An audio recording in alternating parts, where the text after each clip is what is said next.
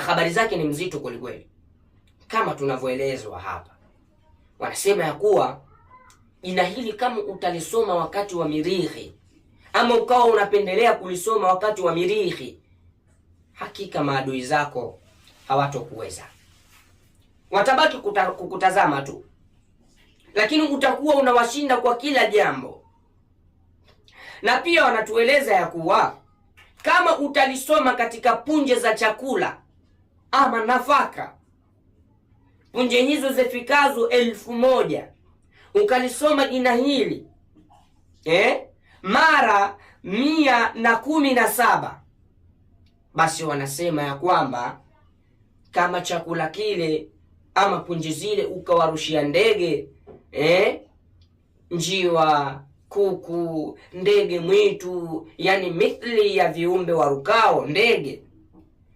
kama utawarushia na punje hizo watakula ndege hao, basi unaambiwa mambo yote yanayokukabili, uadui, hasadi, shari,